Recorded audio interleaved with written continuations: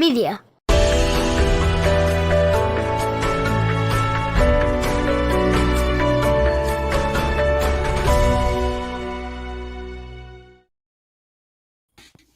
Hello, everybody, and welcome to episode 48 of the Kansas Missing and Unsolved podcast. As always, it's me, Ricky Chabruggy, joined by Derek Relaford. How's things going down there in Arizona? Not too bad, buddy. Not too bad. A lot, I'm looking at tonight's notes, man. It seems like Kansas was pretty rough this week, man. We had some blistering snowstorms on the way. Quite a few unsolved homicides tonight. That's no good. Seems like we got a lot of work cut out for us tonight for sure. Yeah, a couple of recent ones, a few years old. Yeah. So not good though. Yeah, it's all good. We'll get them covered, and hopefully we can get some information generated on some of them and point some people in the right direction. Are you experiencing the weather yet? I hear that you're supposed to get pretty cold soon in Kansas. No, it was like 61 this afternoon, and then by later in the western Kansas, it did get pretty chilly later in the afternoon, though. Norm was saying he's supposed to get a couple of inches tonight in Elkhart. Really? Oh, wow. Yeah. Thanks, everybody, for tuning in tonight. We appreciate each and every one of you. Please tell us where you are watching from. We got Kelsey Youngblood shouting out. How you doing, Kelly Uphoff shouting out. Pamela Cook Arcelor shouting out. Thanks, everybody, for tuning in tonight. Real quick, I wanted to show you guys this. A big congrats to my buddy Ricky here. He's doing big things, folks, and it's all because of you. 68,000 likes on the Facebook page. So let's get some hearts for that if we can. For Ricky, show your support. Give us some heart reactions. 68,000, buddy. How does it feel? I'm telling you, when I first started this page almost 9 years ago, I never would have imagined it would have taken off like it has and achieved the following that it has. It's just it blows me away. I've said it many times. It's just a true testament to God's power and what he can do when you put him in charge of things, and he's fully in charge. So you went out to, in the last 28 days, Ricky's flyers have went out to 1.2 million people, folks. So those 68,000 people that are here at this page, they are sharing like crazy. These flyers are working. 1.2 million people viewed this page this month, so that's crazy. Thanks to all of you. Yeah. We got Ulysses, Kansas, Junction City. That's my buddy Kelsey. Yeah, she Kelsey does a lot of backstage stuff for us as well. Yes, she does. We got Junction City. Doug Myers is in Kansas. Ulysses from Sandra. Yeah, and Kelsey's over in Wilson. Nice. Yeah, that's awesome. Go ahead and share the show and let's get this going. We are here to cover some cases. Also want to say hi to everybody on YouTube and hi to everybody on Twitter too, since we're simulcasting all the way across the board. We're on Periscope, which shoots out to the Twitter page, and we are also on YouTube. So we'll see if we get some YouTube comments tonight. Got some Newton going on too. Hey Kim, how you doing down there in Newton? Doing a great. Thank you, Cindy. Appreciate that. Yeah, thank you. And another one from Newton. Hey. Oh, Kelsey's in Quinter now. Oh, she's in Quinter. Okay. She's moving around on us. She's hanging out with her friend over in Quinter. So that's cool. My individual that you featured is still missing and no updates. Okay.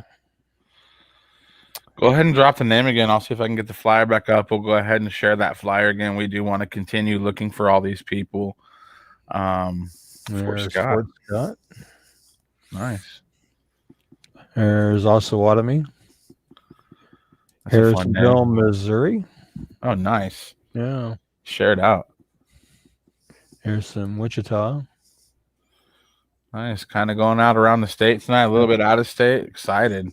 I see that name, Sherry Solis, and it reminds me of a pro wrestler named Tito Santana. His actual real name is Merced Solis. Really? Yep. We got Pratt. There's Wyandotte, Pratt. Oh, yeah, last name's Gregg. That's right. Okay. Grab his flyer out of my folder here real quickie, and I'll add it to my little list here. Yeah, I can look mine up, too. I know we did it recently. Yeah, I can't remember. I think it was last week, possibly. I can take Adam Gregg. Got him. Yeah. Me too. I got it. I got him too. Okay, I'll put it up here. Okay. We can go ahead and cover that if you want. Let me go ahead and get it up here. Okay. Gotcha. Go ahead. All right. We'll start off with Adam Gregg. Since there's nothing new on him, we want to try to generate some information. Missing from Siloam Springs, Arkansas since February 26th of this year. He's 41, 5'5", 180 pounds, brown hair and hazel eyes. He walked away from a hotel in Siloam Springs and has not been heard from since. He is known to frequent the Gentry, Gravette, and Y City, Arkansas areas and likes to walk the creek banks when he's upset. He was last seen wearing a black and gray poncho, a camouflage hoodie, blue jeans cut off at the ankle, and dark-colored work boots. If you have any information regarding Adam's disappearance or you know of his whereabouts, please call the Siloam Springs Police Department at 479-524-4118, or you can email your tips to tips@siloamsprings.com. So let's see if we can get some information generated on Adam and help get him found and brought home. Yeah, it's been too long. Definitely. Yeah, definitely. Worrisome, somebody disappears for a couple of days. Generally, you find out pretty quick. They maybe phone died or something like that. But this is, go time, people. We need to find Adam. Yeah. Not sure what kind of weather they've had down there, whether it's gotten bitterly cold like it has here or not, or if it's been rainy or whatever. But need to get him found and back to a safe spot. Yeah. Make sure he's okay. Tonight we have a lot. We have about 10. Well, that would make 11. We have about 10 cases to cover tonight, and we appreciate everybody being here. This is it's dark subject matter, but I really believe that we're all coming together here to do a special thing every week. Yeah. And and we were just talking about him prior to the show to make sure we had his flyer ready to roll in case somebody asked about him. And here's Alex. Okay, there we go. Yeah, there we go. And we'll go ahead and get him up there again. And of course, he went missing from Ulysses on December 1st of 2020. He last contacted a family member via telephone on December 1st and advised him he'd be coming to their home to do some laundry. He never arrived at the family member's home, and he's not been heard from or seen by family or friends since that date. He had been staying with family and friends prior to his disappearance. It's believed he may still be in the local Ulysses area, or he may be in the Garden City, Kansas, or surrounding area. He's 35 years old. He's 5'11", weighs 235 pounds. He has black hair that he tends to shave off very, very close to the scalp and brown eyes. He does have a tattoo of a bumblebee on his face underneath the left eye, which you can see probably best in the black and white photo there on the far right. He also has Perez tattooed on one of his arms. If you have any information regarding Alexander's disappearance or you know of his whereabouts, please call the Grant County, Kansas Sheriff's Office at 620-356-3500 or the Ulysses, Kansas Police Department at 620-356-4600 or the KBI at 785-296-4017. And hopefully we can, get some information going on where he may be or what might have happened to him or something like that. Yeah, the whole thing's sketchy, dude. And from what his mom has said, there has been people that know this guy and, associated with this guy seem to be playing the whole I don't know anything card, or right. I'm not talking card. So, that obviously makes me feel like, that this is a serious, serious situation. I think Alexander's definitely at least in trouble with people being, suspicious with what they're saying and, not saying the full story and saying that they don't want to talk about it. If you're out there and you have information about Alexander Perez, it is go time. This is December 1st that he went missing. It's not going to go away. You're not just going to stop hearing about Alexander Perez. You're going to keep your secret. You're not going to stop hearing about him. People like me and Ricky exist. Alexander's mom's here. His friends show up to the show. People are going to ask you where Alexander Perez is until we find him. So, the gig is up. If you know anything about this man, you need to say something. Yep, definitely. No matter how small a piece of information you might think that might be, it could turn out to be a very huge piece for investigators. So call it in. Let's go back to Sherry Solis's comment there. She was asking what we do to try to promote interest in Vivian Bott's case. Well, that's one of our cases on our list tonight that we're going to cover. We can go ahead and cover it right now. Yeah, not long after the show last week, I went ahead and updated her flyer and reposted it. So if you want to, you can print that thing off and post it all over Wichita if you want to. Go right ahead. And let me pull her flyer up here. And I did add that middle picture. I hadn't seen that picture before, but I did add that center picture on there last week as well. And Vivian Irene Botts went missing from Wichita on May 1st, 1998. She was 44 when she disappeared. She would now be 67. She is 5'8" tall, 120 pounds, brown hair and brown eyes. Her daughter picked her up from work on May 1st, 1998, and dropped her off at the corner of Pawnee Street and Broadway Street in Wichita to visit a friend nearby. Vivian was last seen walking toward her friend's residence. She has never been heard from again. She may use the last names Garcia, Maldonado, and or Rise. Again, at the time of her disappearance, she was 44. She would now be 67.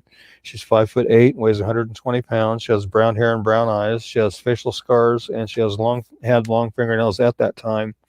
Her ears are pierced, and she occasionally wore glasses.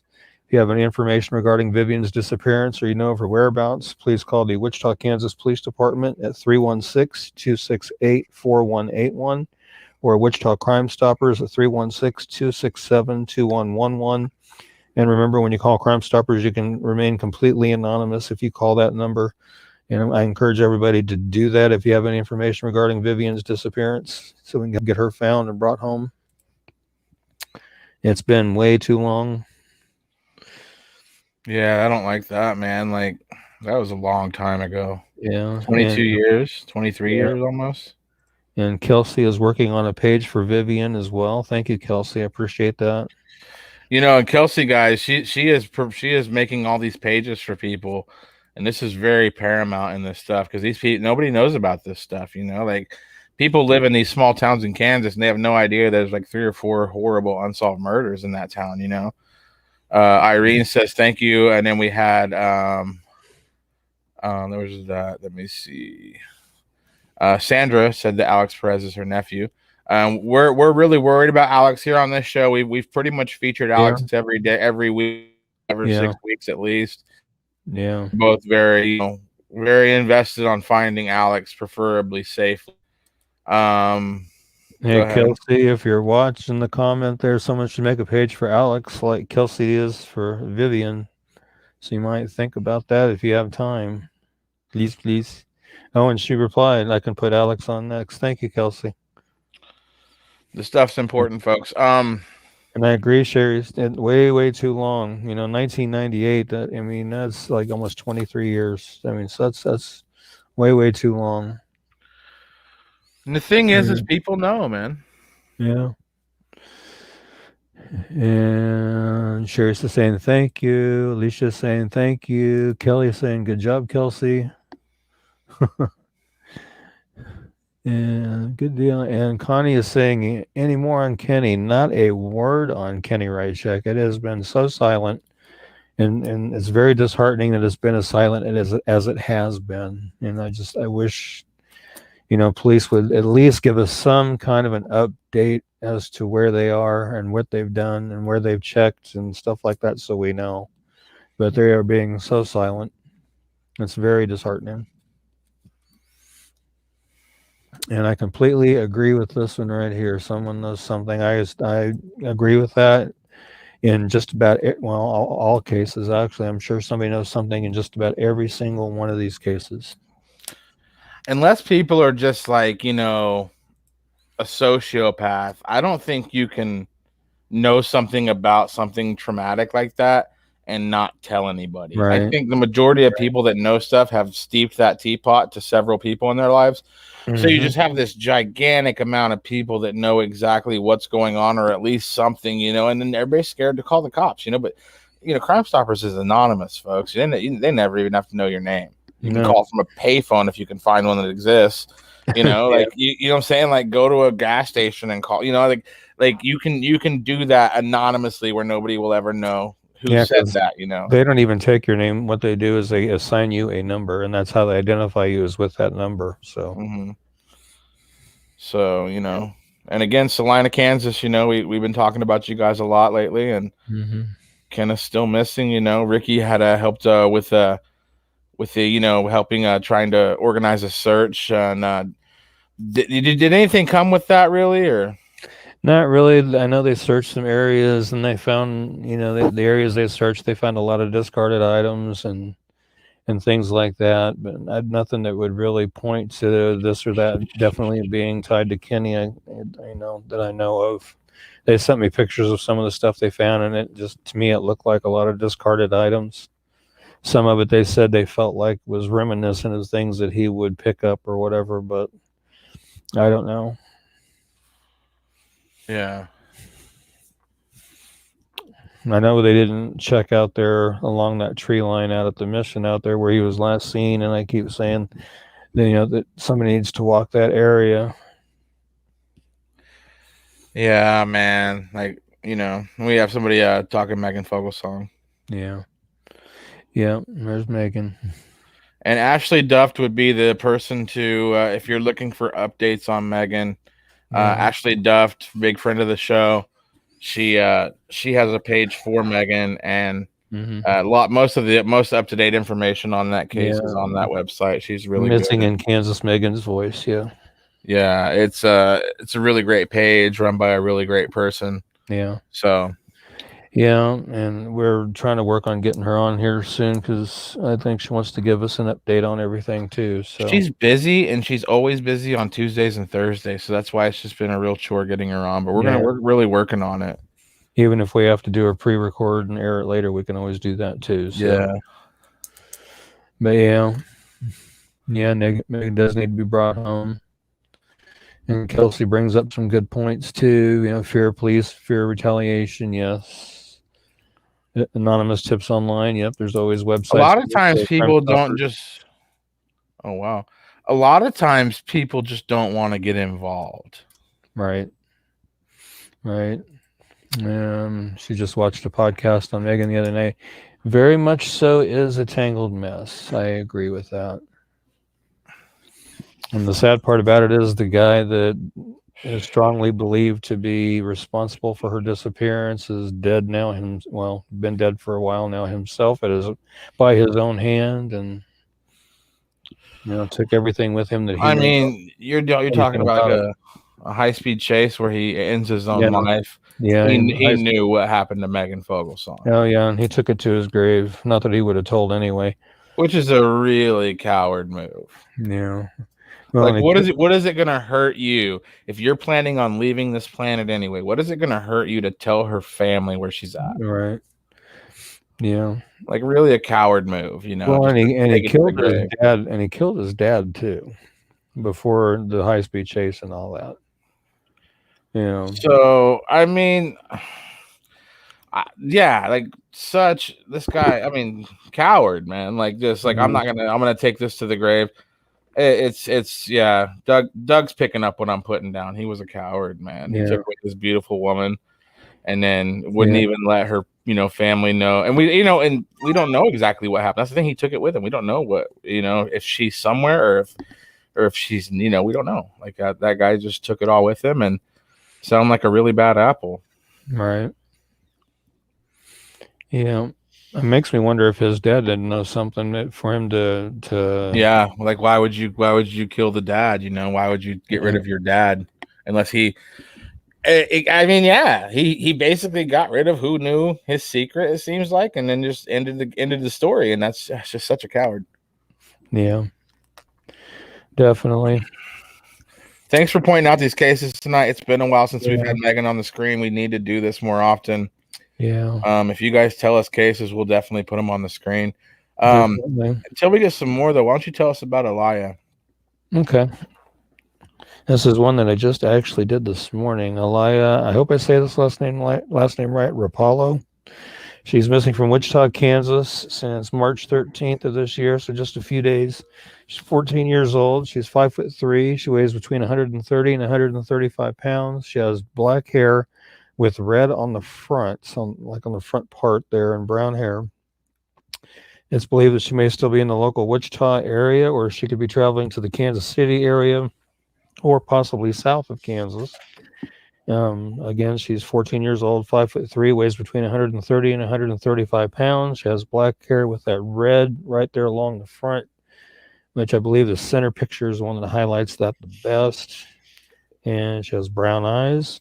She was last known to be wearing a white shirt and jeans. If you have any information regarding Eliza's disappearance or you know of her whereabouts, please call the Wichita, Kansas Police Department at 316-660-9456, or you can call KBI at 785-296-4017. And I need to start including the Wichita Crime Stoppers number as well, so they can report anonymously if they want to do that. Why don't next week? Well, between today and Thursday next Tuesday next week, let's go ahead and to Thursday next week. Let's go ahead and get all of our important numbers where I can scroll them across the screen when we do these flyers. Sure. We do this. We do our show live, folks. So a lot of our ideas happen while we're on the air. But yeah, we are going to do a better job of getting these phone numbers out of there. But yeah. And I wished I had more information as to who they believe she might be with. That wasn't given to me, so I don't know. But you know, if you happen to see this, or if somebody close to you sees this and knows where you are, please let somebody know where Eli is at, so you know we can get her back to where she needs to be. And if you're with an adult, they know the rules. You're not in a safe place.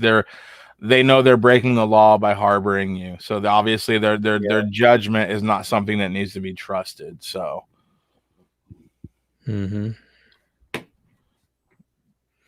for sure. Definitely. We have some comments here. Doug says he called him a coward and his family got pissed off and they stuck up for him. Well, you know, family sticks up for family. Even Ted Bundy's not Ted Bundy, even the Unabomber's brother turned him in, and he's never talked to his brother again because his brother hates him. But like, you know, you have to stick up for. He still like, you know, loves his brother, but his brother was a bad person. Yes, Irene, and we're gonna post your son's picture until we find him. Like, you know, as long as you show up everywhere. Anybody that asks to see a flyer, we're gonna show it. You know, and so we're looking. Kelly says she thinks he told his dad everything before he killed himself. Very possible. I mean, why kill your dad? You know, like unless he had some. And the thing is like this guy super cares what people think about him. You know, like knowing that how he ended things, knows that he knows. I mean, unless he's like, you know, not all there and stuff. He has to know that like by me killing my father, going on a high-speed chase, and then killing myself, that if that doesn't paint me guilty, I don't know what does. You know, it doesn't make him look good. You know, I don't know why. I don't see like what the big, you know, I don't know. But somebody in the small town rips Megan's posters down. Yeah, that's good. I hope somebody goes in behind him and puts them right back up again. Yeah, that's not cool. Kelsey said what's sad is her mother dated the guy before her and refused to believe he was responsible. So Megan's mom dated this guy? Wow. I didn't know that. I don't know. I can't remember if I was aware of that or not. I think I remember hearing that somewhere or on a podcast or something before. But that still blows my mind. Yeah. Right? Yeah, definitely. Tell us about Brittany Mitchell. All right. She is a recent one also. Let's see. Brittany, she is missing from Wellington, Kansas. She went missing on March 8, 2021. She's 17 years old. She is 5'2", weighs 122 pounds. She has brown hair and brown eyes. It's believed that she may be in the Wichita, Kansas area. If you have any information regarding Brittany's disappearance or you know of her whereabouts, please call the Wellington, Kansas Police Department at 620-326-3331 or the KBI at 785-296-4017. And Brittany, if you hear this or see this, you know, please let somebody know where you're at so they can get you back to where you need to be. Just definitely not a good place to be. No. Definitely not. I need to look up where all these towns are. I know I've heard Wellington several times on this show. I don't know where any of these towns are. Yeah. Yep.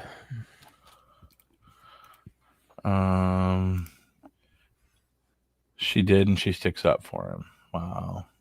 Yeah. So Brittany, or Megan Fogle song. Yeah. Wrong place, wrong time, wrong reality. Yeah. She says Wellington is south of Wichita. Okay. Yeah, I knew it was close to Wichita. But yeah, Brittany, if you're out there and you see this, let somebody know where you're at so they can get you back to where you need to be. Megan said she grew up around where Megan was when she was missing, and that's a messed up story. Yeah, it is. But it sounds like it's getting proper coverage, man. I mean, you're hearing about it on podcasts, you said. Has there been like any like YouTube videos about her? Or? Oh yeah, there's been a few. So like it's being talked about. Like it's not like being swept under any rug as far as like people like you and me who are DIY detectives on the weekends, like where we do our little investigations as best we can. And my friend Annette Lawless, Cake News, she's covered her on her Missing in Kansas segments. So yeah, I mean she's getting coverage. Yeah, that's good. And the thing is like, it's like there's so much. It sounds like that a lot of the stories already out there. But there's so much more that still needs to be, we need to know where she is, obviously. There's YouTube videos about her as well. Mm-hmm. Ulysses is the great of Southwest Canada. I love Ulysses. It's a big little town. It's a big little town, It's a little town, but it's big, man. They're like a 4 or 5A school, man. They're like a big school. Yeah. Ulysses is the heart of Southwest Kansas. Now, listen, I'm an Elkhart guy, so I have to have some love for Elkhart. But I love Ulysses. Unless we're playing you guys in football, then I can't be your friend. Just started watching. What's her name? We are talking mostly tonight, recently about Megan Fogelsong. Yeah. Yeah, and it looks like Aaron, if you want to know about this show, definitely hit up Missing in Kansas, Megan's story. Is it Megan's story? Megan's Voice. Missing in Kansas, Megan's Voice, ran by our good friend Ashley Duft. She has a lot of the up-to-date information about that. Also, we have a lot of people have known a lot about that. Kelsey Youngblood would be another good person to talk to. Sounds like a lot of people are kind of in on that one. But I think you can just go to YouTube or Google and type in Megan Fogelsong, and you're probably going to get an earful of what's been going on in that case. Yeah. It seems like it's getting decent amount of coverage, which is great that it's getting coverage. Here's some really sad news. Tell us about Christina Chris Pratt. This is a very recent tragic thing.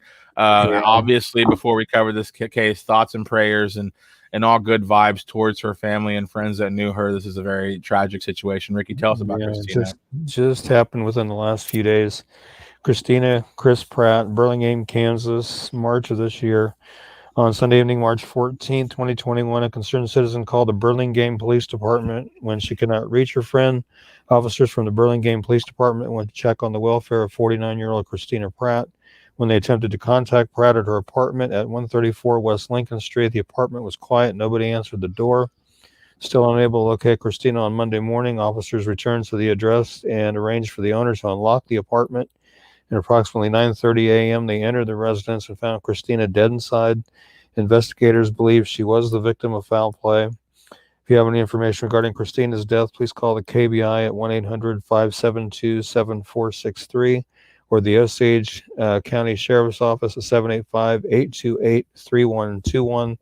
Or tips can also be submitted online at www.kbi.ks.gov/SAR. And I encourage anybody that has any information regarding her death to please call it in. No matter how small or minute you think it may be. Need to get this one taken care of. Do they know any kind of have they released like cause of death or anything? Or not yet. I haven't seen anything on that yet. Okay, because if it's suspected foul play, yeah, because a lot of times in a homicide scene, like it's foul play, so it sounds like this is like it's a suspected homicide. Are they calling it official homicide, or is it just suspected right now? Or they're pretty much investigating it as a homicide. Yes. Okay. Well, she looks like a great lady, and my heart goes out to her family and friends. She probably had a ton of them, and this is a really tough time for them. But this is the time, folks. You've all seen the show, The First 48. This happened in the last couple of days. Now is the time to act. If you know anything about this, if you heard anything, you saw something on a message board, you know anything about this case, you need to contact the authorities right now, because it's go time. This is when cases have a shot at being solved.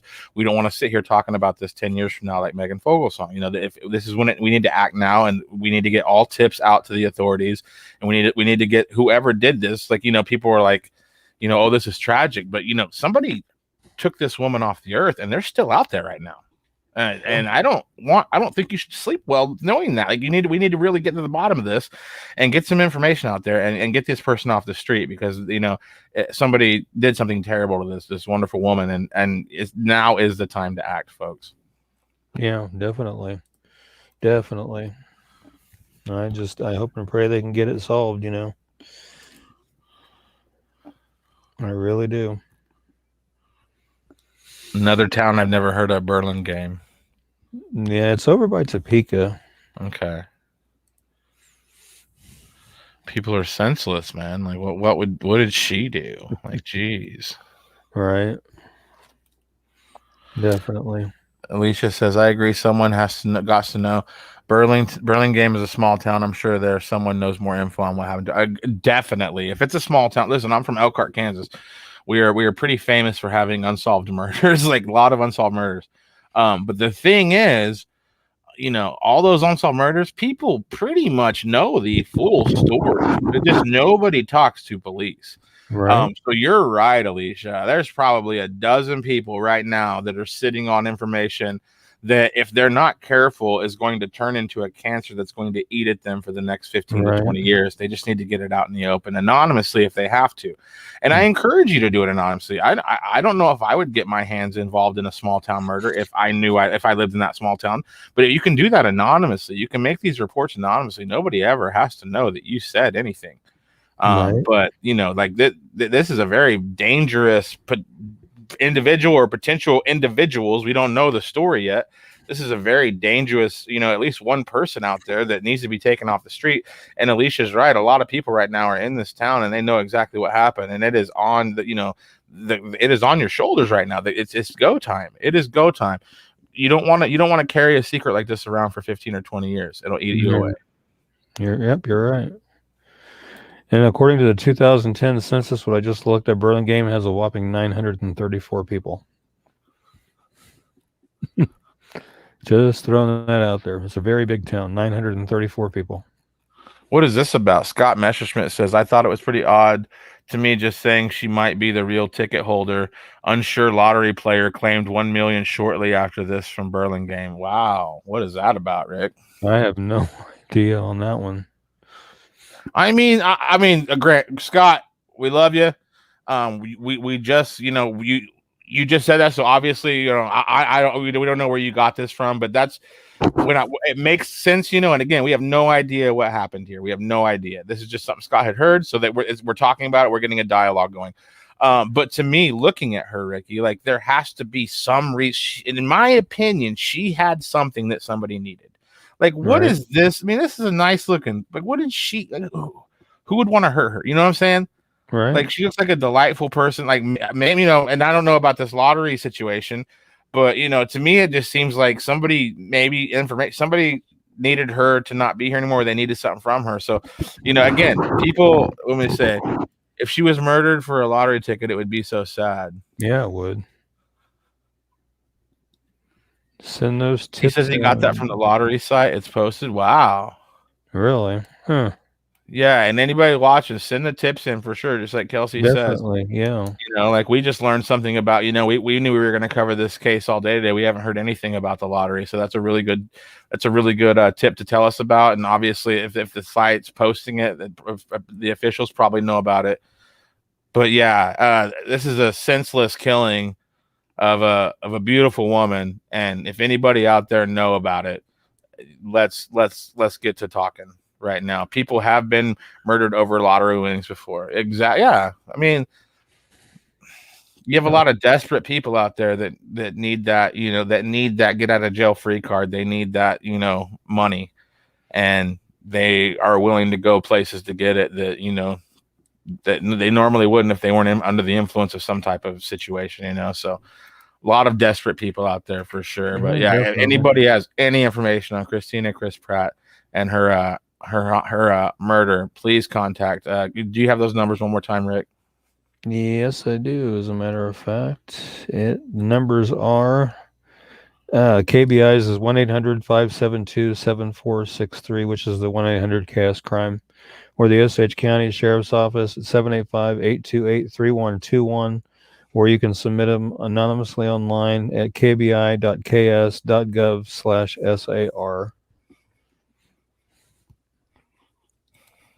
Definitely. Someone in Illinois or somewhere killed their whole family over a stim. Yeah, I heard that. I saw that on the internet. It was Indiana. Yeah, I was just reading that earlier today. That's crazy, man. Money can complicate He things. wanted half of her $1,400 stimulus. He killed 4 people over $700. Jeez, man. That is just totally out there ridiculous. And thanks to Roxanne for everybody out there in the Wichita area. Wichita Crime Stoppers number, Roxanne posted at 316-267-2111. Just blows me away that what people kill people over. Well, that's something to definitely, you know, we'll probably talk about Christina for a little while, you know, as we hear details. But this lottery thing, I'm telling you, man, like, again, I don't know nothing about it, but I assume somebody had to have something that she had in her possession, because I just don't see anybody being mad at this person. You know, she doesn't look like somebody that would have a lot of enemies. You know what I mean? Right. Let's talk about Jason Lee Johnson Jr. Okay. Jason Lee Johnson, where are you at? He's missing from Wichita, Kansas. He went missing on March 6, 2021. He is 16 years old. He's 5'8", 150 pounds. He has blonde hair and blue eyes. If you have any information regarding his disappearance or you know of his whereabouts, please call the Wichita, Kansas Police Department at 316-660-9456 or the KBI at 785-296-4017. And Jason, if you're out there and you see this or hear this, you know, let somebody know where you are so they can get you back to where you need to be.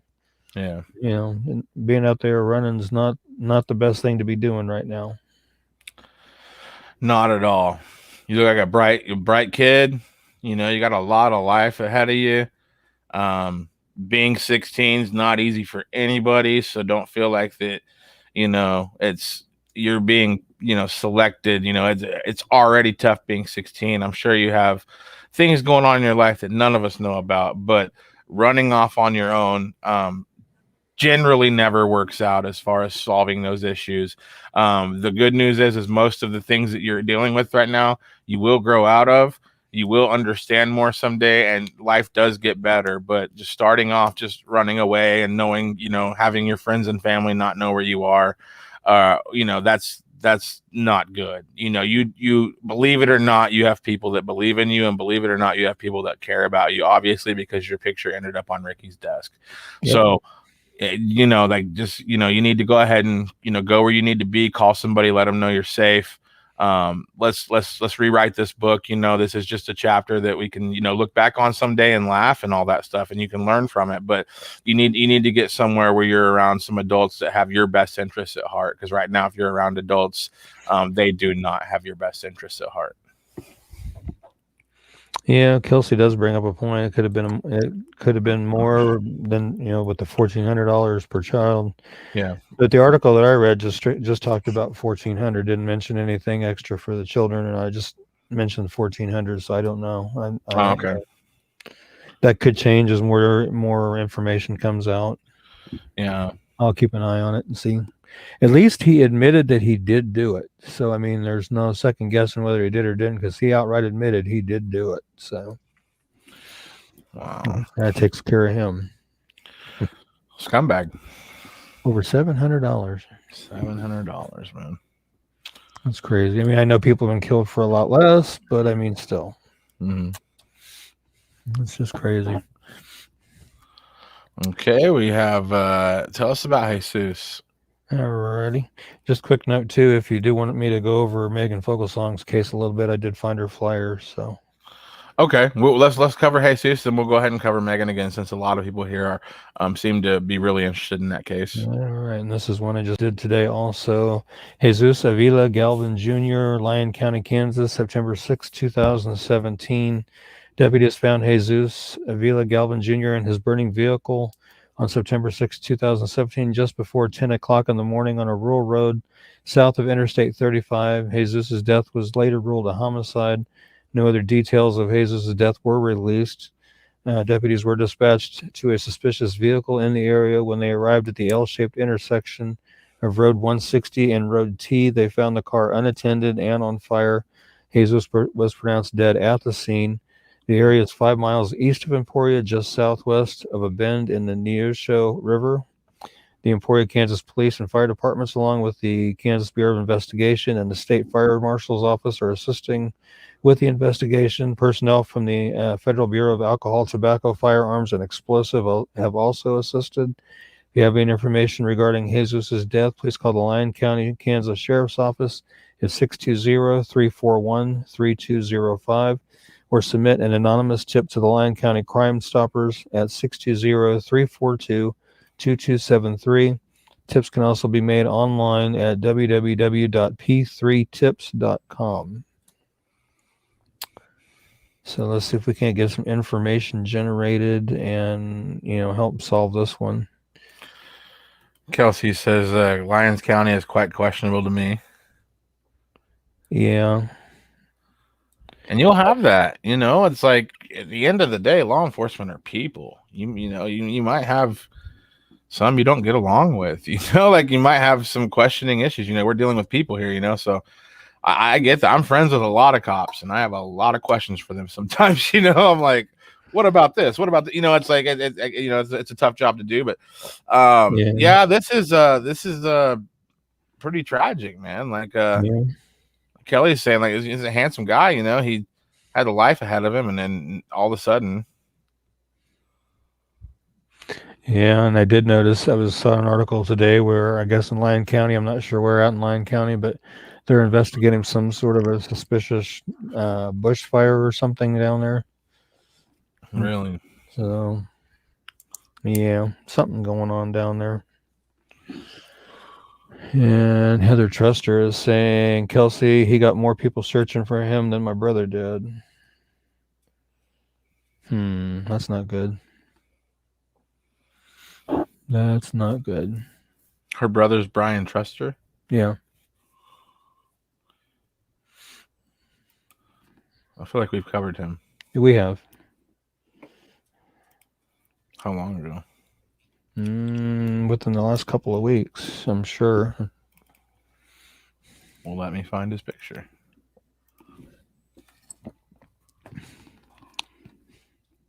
Got him. Cool. Let me see if I can grab him real fast out of my file here, in case we want to talk about him some more. We'll go ahead. Yeah, we'll talk about Brian real quick. Let me pull him up. Yeah, his is another unsolved homicide. Unexplained death. It's not been honestly, man, unexplained death rubs me so wrong. Yeah, I mean, like, you have people that are just like, the family's just like, come on, like, how is this a natural? Like, how is there any question that this is a natural cause? Sorry, somebody's at my house. But yeah, let's go ahead and cover Brian. But yeah, like, I hate unexplained death. It's like, well, I go ahead, Ricky, but I hate that. Yeah. On August 11, 2011, Lyon County, Kansas deputies recovered what appeared to be human skeletal remains from a creek bed. The remains have become exposed by the prolonged drought east of Olpe in rural Lyon County. And remains were sent to Lyon County Coroner for examination and identification. After examination by a forensic dentist, the remains were identified as those of Brian L. Truster. They could not, however, determine a cause of death. Brian was reported missing on October 23, 2009, after the truck he had been driving was found stuck in the mud 2.5 miles upstream from where his remains were found. It was reported that Brian was on his way to work at the time of his disappearance. The investigation into Brian's death is continuing, and anyone with information is encouraged to please call the Lyon County, Kansas Sheriff's Office at 620-342-5545. And I also want to put out that Crime Stoppers number again, which is the 620-342-2273. And you can also make your send your tips online at www.p3tips.com. And I encourage anybody that has any information regarding Brian, regarding Jesus, to contact those numbers or that website and submit what you know. You know, I've said this repeatedly, I'll say it again. No matter how small of a nugget of information you think it may be huge to investigators, so please call it in. Right. Kelsey says, Brian's case is disturbing to me because I feel they disregarded him since he was on probation. They didn't find his remains until over 2 years later. You'll have that, you know, like there'll be people that I don't know, man. It's just like sometimes like seems like everybody in the world cares that you haven't seen your friend in a while, but if they have any kind of issue in their past, like a lot of times you'll just get people that are just like, you know, well, they're just, you know, off doing their own thing, you know, they don't take it seriously. Yeah. Like if there's anything like that. Alicia says, I agree, they didn't put much effort in due to him being on probation. Kelly says that and racism could have played a factor in it. They just ignored him because of his past and stuff.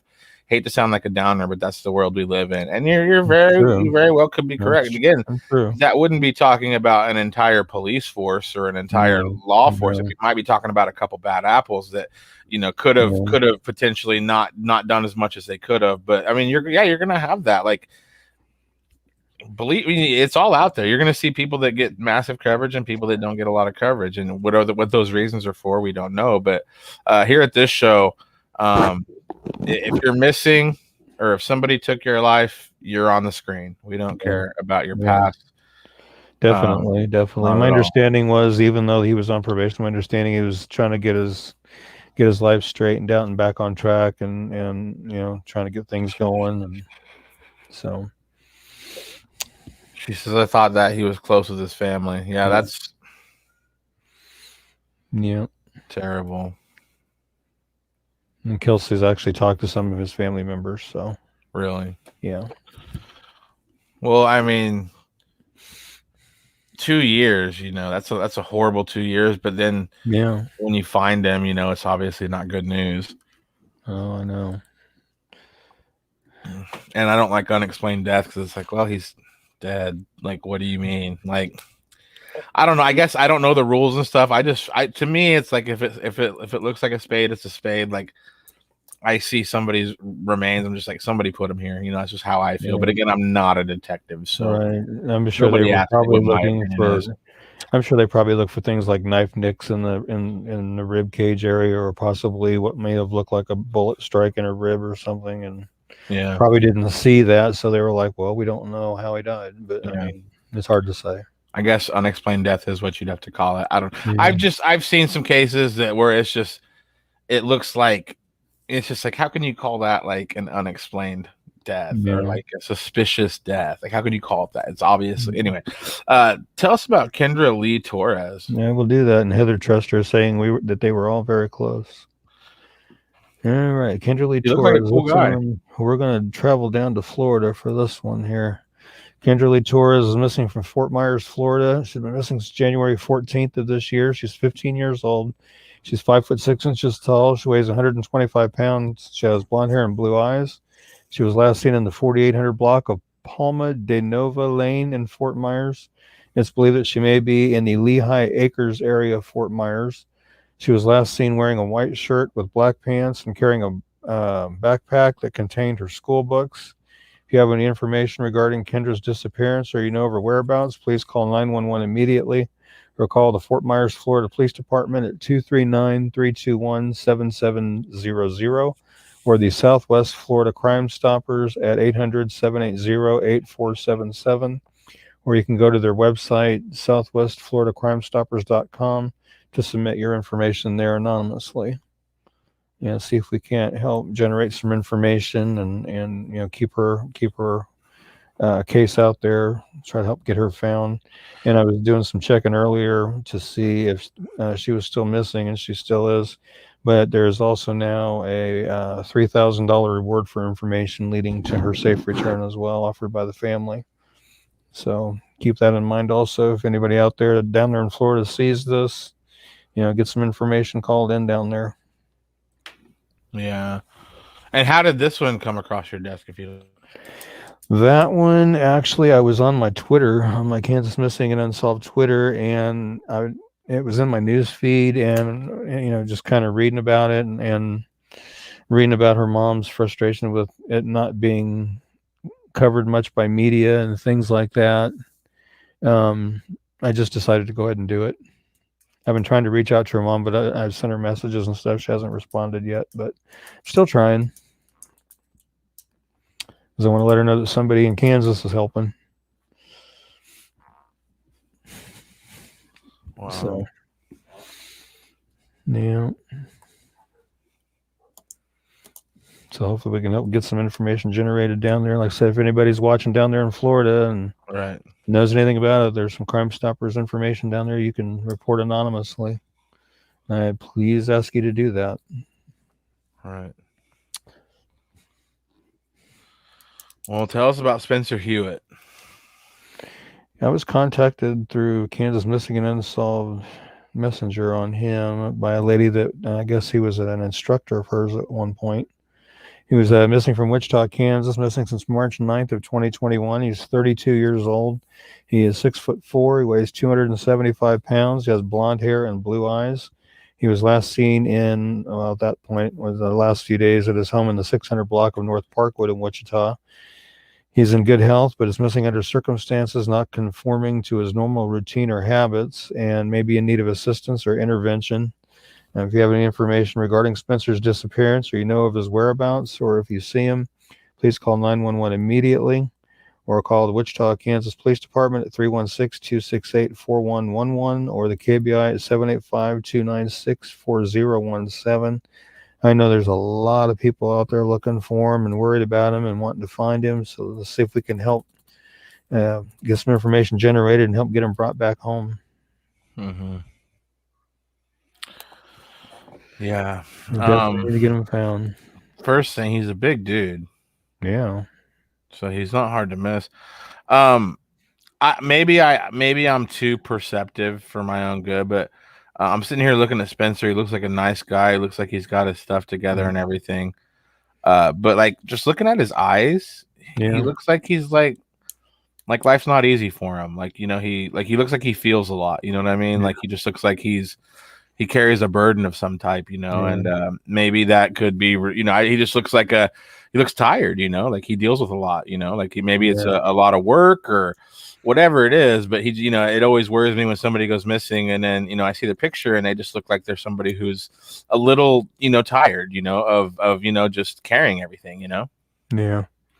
Initially, the picture that's been circulating has been the one on the left, the one on the right. KBI on their missing persons website had just the one on the right, and I was like, I'm going to grab that one and use that too. Yeah. But yeah, you're right. It does look like he's got a lot on his mind or something, Yeah. Apparently he works or has something to do with antiques as well, from what I've been reading. So that's interesting. Well, hopefully, he comes home soon, Yeah. For sure, that's... Hopefully he's okay. And Kelsey's got facebook.com/justice for Brian Trester on the screen up there. Yep. And Alicia Perret was asking, if I remember right, when his body found at least a half mile or more away. It was like 2.5 miles. And Heather says yes. So, yeah. Yeah. Hopefully we can get some information generated on these cases and help them get some answers, because they definitely need answers. Mm-hmm. Definitely. We have our last case tonight. This one hits pretty close to home for me. I am from Garden City, Kansas. Well, I shared this flyer. We have his, and we're going to cover Megan's too. Oh, Megan's again. Yeah, also. Yeah. But I never knew Victor, but a lot of people that I shared this flyer, they were like, the people worked with him, people, saw him at the bar and stuff. So a lot of Garden City is hurting tonight with this news, but go ahead and tell us about Victor. And he's also from actually here where I'm from, Salina as well. So Really? Yeah, a lot of yeah, I shared it, and like 3 or 4 people were like, "Man, I worked with that guy." yeah, Victor Cabrera, Garden City, Kansas, March 7th of this year. So just about 9 days ago. Yeah, 9 days.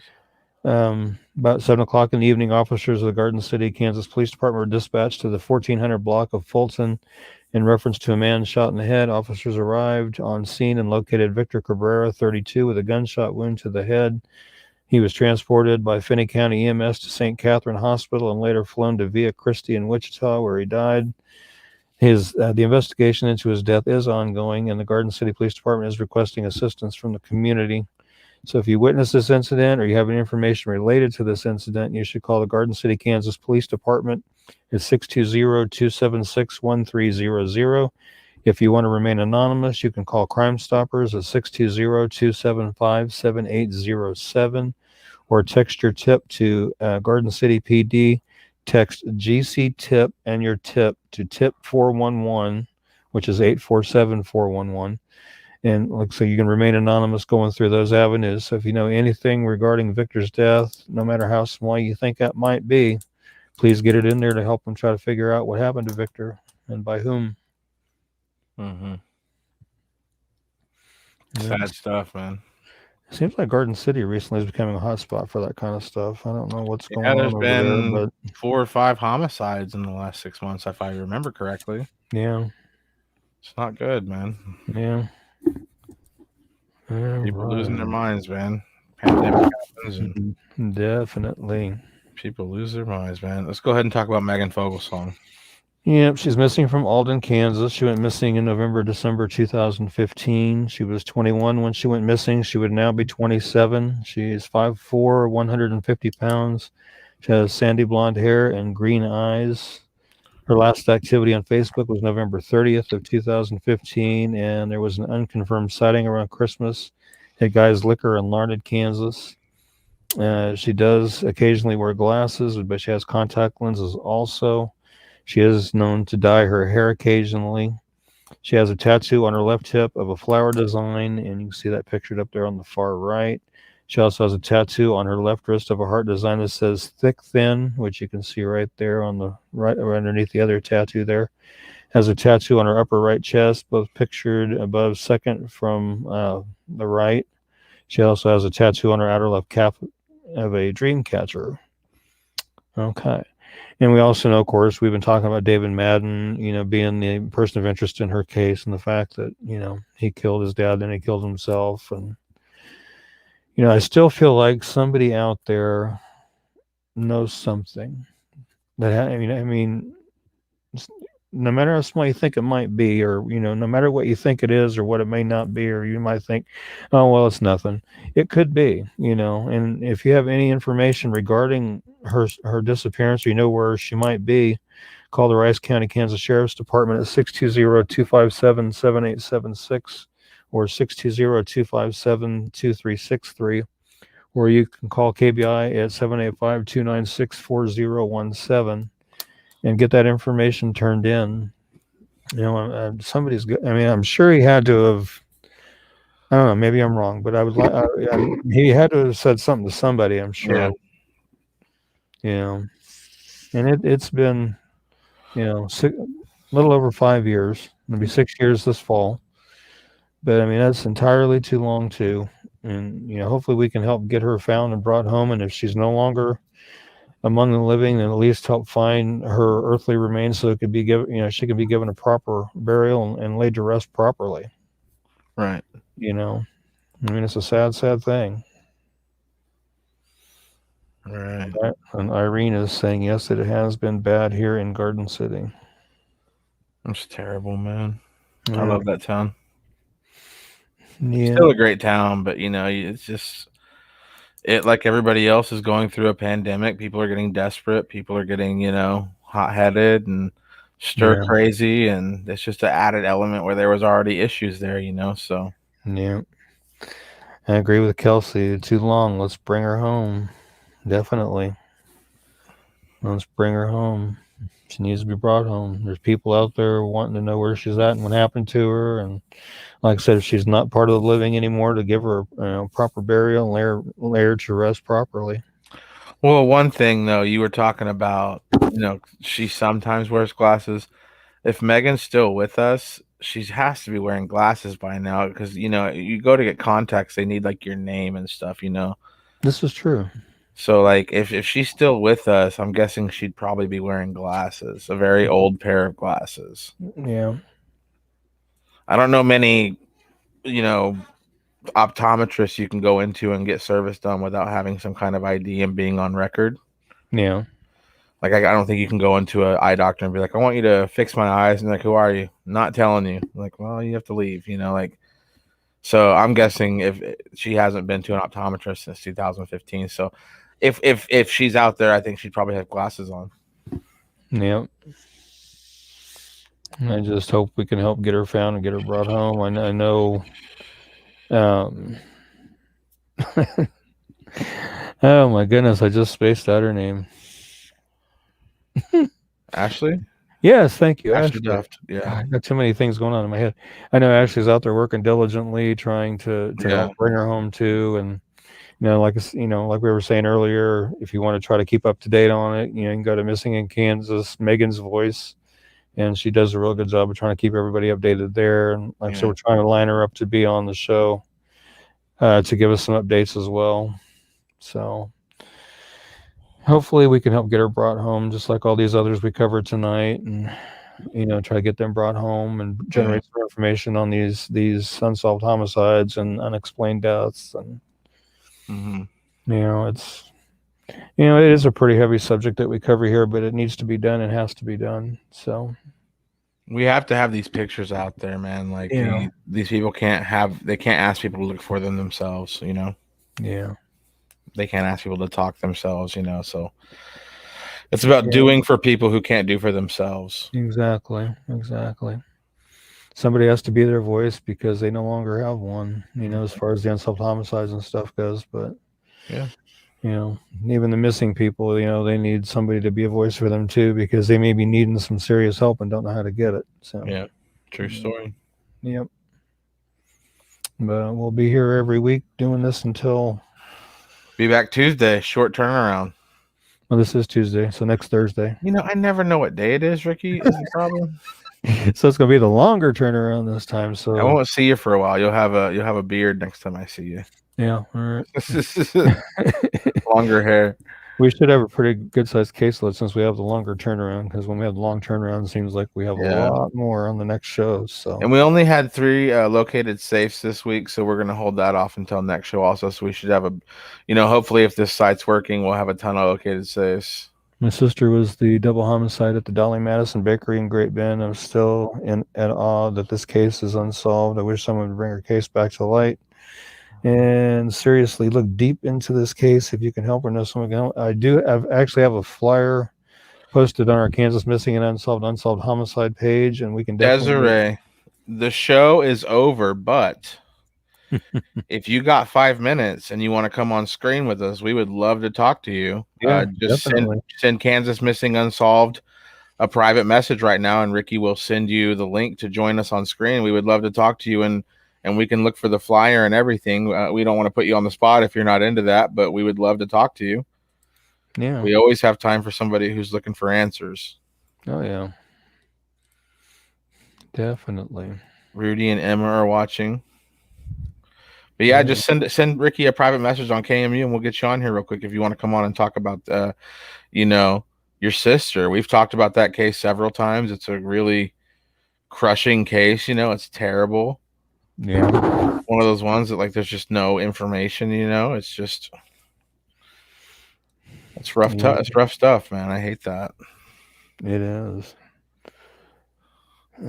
She's sending you a message, I think. So let me get you the link so you have it. Okay.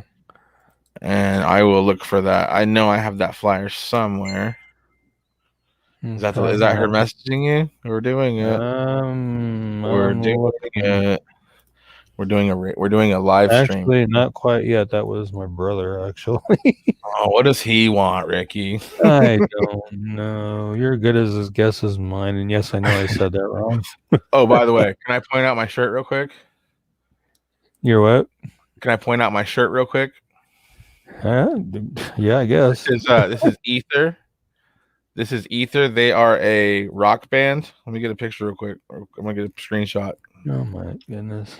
Ether is a rock band from Dodge City, Kansas, and they play all over Kansas all the time. So if you're watching this from the Kansas area and you ever see Ether playing at a bar near you, go see them. They are phenomenal. Great friends of mine. Ether, check them out. They're from Dodge City, Kansas. Cool. Create a video Facebook page. Yeah, that would be awesome. Roxanne Fisher Jackson, can we talk? What the heck? I'm trying to. Oh my goodness. Okay, here we go. You looking for? Yeah, I got to be looking for that too. My bad. I think she's gonna send you a message. We'll hopefully get her on here. Okay. I'd love to cover that, man. What was the name of that flyer? What were their names? I'm looking at it right now. Mandy Alexander. Hold on a minute. I'm trying to send you the flyer. Is what I'm trying to do. I think this is the right one. We'll see here momentarily. Nope, that's not it. I have it on my screen, but I don't have it. I'll have to pull it when you send it to me. Oh my gosh. It's pulling weird is the problem here. Yeah, I'm not sure. Julian is asking to speak with people. I'm not sure about that. We do not know Julian. Hopefully it's positive. I'm not really sure what's going on there. Oh, okay. Now I know what I'm looking for. Goodness gracious. We will get this flyer. Don't you worry. Yeah. Great show tonight, man. There it is. Okay. Now, you have it in your messages. Let me get it. Got it. Oh, yeah, we did cover this recently. Okay. Yeah. Save image. I just got to crop it real quick, and we are good to go. Let me see if she messaged me in Kansas Missing's inboxes real quick here. I'm looking. Hopefully, man. I'd love to get her on here because we've talked about this case several times. At least 3 or 4 times since I've been on here. Nothing. Because it's just so odd, you know? Yeah. Just middle of the day.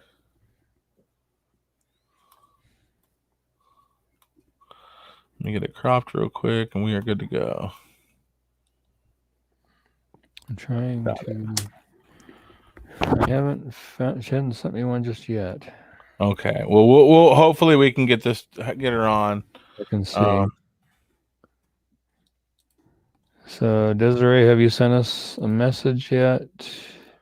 Yeah, just let us know if you got a message for us. You can send it to my Kansas Missing and Unsolved inbox, or you can send it to my personal Facebook inbox. Either way. For sure. I got it. Ready? Yep.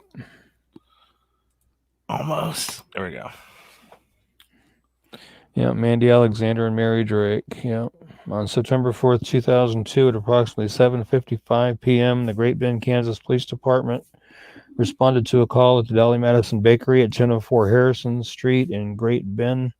Upon arrival, officers found 2 deceased females, victims of an apparent double homicide, which is Mandy Alexander and Mary Drake. Police have never said how the women died. A delivery truck driver who found the bodies said they were located in a back office. A witness described seeing a white male approximately 6'1" to 6'2", weighing 175 pounds, having collar-length light brown to blonde hair, a slight beard, walking away from the front door of the bakery. The murder weapon was never found, and no suspects have ever been arrested. Officials also are not sure of a motive for the murders, although some money from the store was missing that night. If anybody has any information on this crime, please call the Great Bend, Kansas Police Department at 620-793-4120 or the Barton County Sheriff's Department at 620-793-1876 or KBI at 800-572-7463, which is the 800 KS crime number. And see if we can help get some information going on their case as well, and hopefully bring somebody to justice. So there's never Desiree, I just sent you a friend request and I sent you a private message. Oh, cool. So check your message request in your friend request. I just sent you a private message and I sent you the link to join us. We will have her on just a minute. This is going to be great. We're going to get some information here. And we're doing this in real time, folks. Thank you so much for being patient with us. Right. Okay. So, yes, I have sent you the link in your message bot in your messenger. So go ahead and check that. It is from Derek, Evan, Relaford, and me. Yeah. And it may come up in your message request folder as well instead of your regular inbox. So look for your message requests. And Kelsey, that's awesome, Kelsey. She's working on making a page and video for him. Are you referring to Alexander Perez, Kelsey? Mm-hmm. Let's throw Alex back on there while we're waiting to get this case going because we got some comments going with Alex. And Irene, she's asking if you would please message her. She has some questions for you.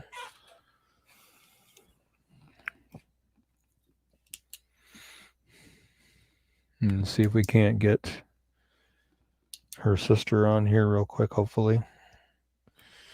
Yeah, I don't think she's seen my message yet, but we will see if she says any. Yeah, for sure. We will always put Alexander up here. We're really. And like I said, Desiree, if you want, you can message me at my private, or not my private, but at my Facebook profile under Ricky Chabruggy, or you can message me at the Kansas Missing and Unsolved inbox on the Kansas Missing and Unsolved page as well. Or if you can find Derek's message, you can reply to his message as well. Yeah. Oh, she saw it. Okay, cool. Awesome. Okay, she's not be able to make it tonight, but we will set it up. Cool. Okay. That'll work. Well, we at least we covered it tonight, and we can go into it in more depth with her when we can get her on, which will be good. Yeah, we'll get her on soon. Yeah. Like I said, our next show, Desiree, is a week from this Thursday, which today is the 16th. So it'd be the 25th would be the next show. Yeah. And then the 30th would be the show after that. So whichever one works for you, just let us know. Yeah, I'm talking to her now. We will get that worked out. We have 25 people watching. While I'm winding her down, thanks everybody so much for being here. This is awesome. Really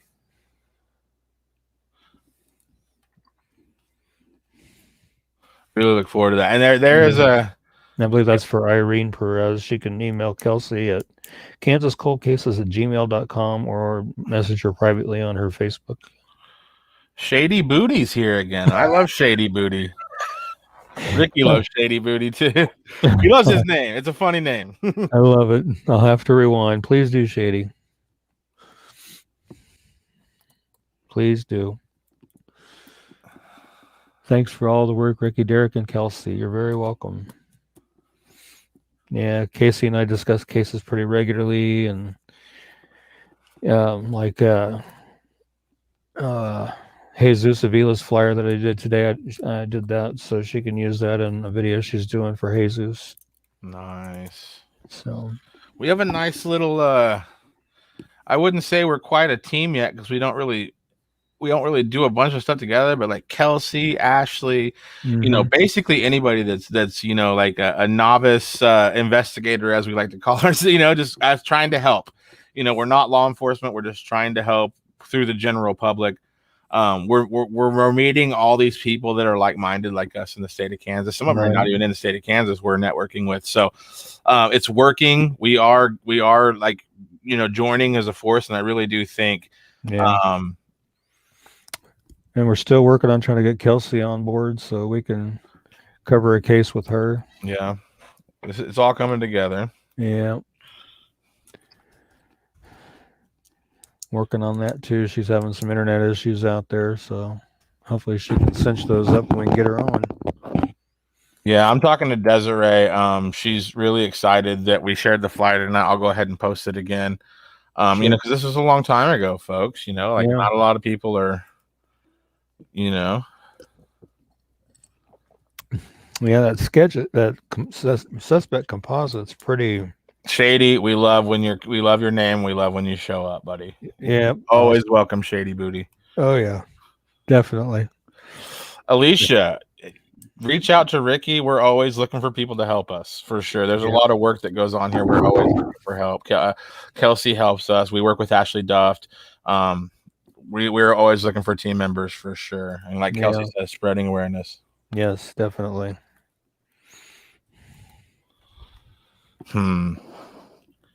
About this case we're looking at on the screen here. Why would they not release the cause of death? I don't know. I don't know if that's one of those things they're just trying to, keep it kind of close to the vest. So if they. But I mean, what year did this happen? No, it was 2002. So what is the point of keeping anything close to the chest at this point? Yeah. Like, why not throw a Hail Mary? 18 years later. Yeah. Yeah. And hopefully they can, with the way things have advanced in the last 18 years, you would think they could rework that composite to make it look a little better. Because that's a pretty basic, pretty generic. I mean, it doesn't really scream out as far as anything that makes him really identifiable. I mean, it's got some scruff, got a ball cap, some long hair. How many people does that describe? But yeah, it does need solved though. I mean, definitely does. And I'm glad we went ahead and threw it in there and covered it because it needed covered. Definitely did. Yeah. Remember, he's a white male, approximately 6'1" to 6'2", weighing 175 pounds, collar length, light brown to blonde hair, slight beard, walking away from the front door of the bakery. So if anybody remembers anything around that time that was in that area, call that in. Let them know. And dear law enforcement, let's stoke the fire. I mean, what are we waiting on? And I know you guys got a lot of stuff to handle, but let's really stoke the fire on this, folks. Like, if we know anything, let's make some calls. This has been a long time. This we don't need this to go down in history as like some thing that just happened that nobody can explain. I don't believe that. And I don't like that the public doesn't even know how they were killed. And I get it. They have to play their cards to the chest, but it's time to act now. If you know something about this case, say something. Say something. Yes, definitely. Please do. I mean, even if you think it's something that's not important or won't affect anything, call it in anyway. You never know. You just never know. Yeah, there's nothing from Shady Booty. So many cold cases, so little time. Awareness is the key. Let us give them missing departed justice and never forget about them. Amen to that one, Shady Booty. Amen to that one. I agree. Sure. I agree. Well, as we wind it down, I want to say thank you to everybody for joining us tonight and sticking with us for the last hour and 18 minutes. As we did some impromptu cases that, weren't on the original list, but hey, we put them on there anyway. Any additional exposure couldn't do anything but help. So glad to do that. But again, thank you for joining us. And, like I said, next show is going to be on the 25th, Thursday. So make yourself a note and we'll try to get reminders up. I'll be here. Good Lord willing. Devil keeps his nose out of it. Mm-hmm. But anyway, thank you guys for joining us tonight. And you guys stay safe and be careful and watch each other's backs. And God bless everybody for being here and sharing the show and sharing the flyers. You guys take care. We will see you next week. Have a good one. Well, I don't think it, I thought it, that's different. I said what I said and I meant it, or lamented. Words given weight without thought and a person. words in the way that I talk, and the way that I ought to be able to pause and to say that the fault can be placed on my arm, to this playful assault, to this race in its arm. Pray for the day they could wait for the calm. You can't control the storm, only weather it, whether it's 5 weeks and 5 days of rain sideways, or scorched earth, search for death or water, left with all the thorns, with the petals gone, settle on the breath of autumn. If the ground fits, wear it, the crown fits. If the crown fits,